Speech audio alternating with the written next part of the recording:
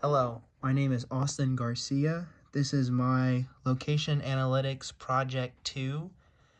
This assignment is for educational purposes only.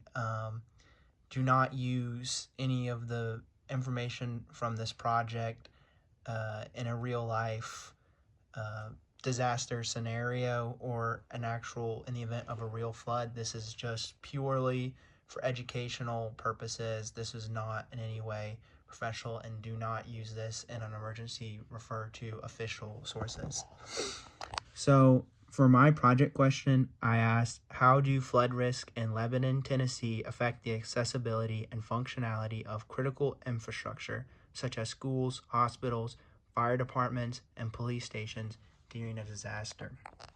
I picked the city of Lebanon because I have lived in Lebanon for many years, and it is where I went to high school.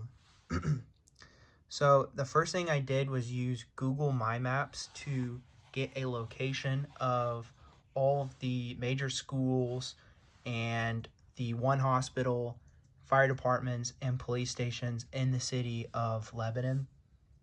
And I saved the map that I made as a KML file, and I found a website that will that transferred it from a KML file to a shape file so that I could work with the data. And for step 2, I had to download actual map of Tennessee, of the maps of the cities within Tennessee. And this is the link to the website that I downloaded that from. And I used the clipping function to clip out all the cities that weren't a part of Lebanon, that weren't part of Lebanon, so that I could just have a map of Lebanon, which this is a map of Lebanon that I made. And then I downloaded the Wilson County flood data from FEMA.gov. And so I have a map of Wilson County with Lebanon right there. So then next I had to categorize it based off flood risk, and this was the map of Wilson County. But of course we just needed Lebanon, so then I clipped out the areas that weren't a part of Lebanon, and then reclassified it this time with Lebanon. And these are my final maps after everything was said and done. And pulling up here on QGIS, we can see from here the dark blue represents low risk, and the light blue represents a high risk. So what we can tell here is that the Lebanon Fire Department Administration Office, the Fire Department 1, they're pretty close to where the flood risk is at. Same with Briar Dowdy Elementary School. The police stations are pretty far off from everything. Wilson Central High School is also far off. The Lebanon Fire Department 4 is also very close to flood risk.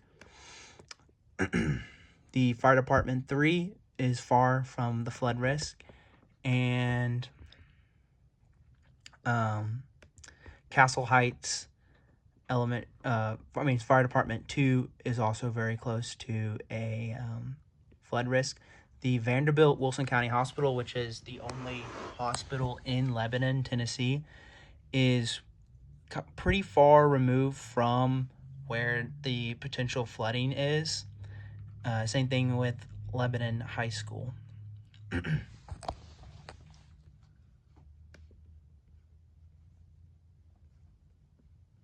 So the final map indicates that several infrastructures are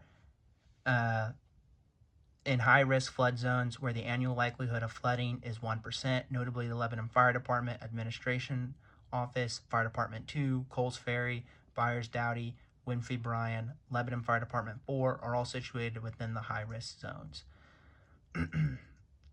There's also infrastructure situated in low-risk areas where the likelihood of flooding is minimal, such as the Lebanon Police Department, Olson Central High School, and Lebanon Fire Department 3. These make them candidates for backup operation centers or temporary shelters in the event of a flood.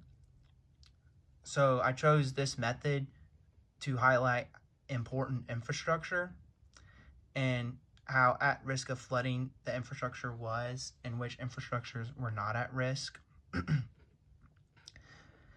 So that's my presentation. Again, this is just for educational purposes. Do not use any of this information in the event of a real life emergency.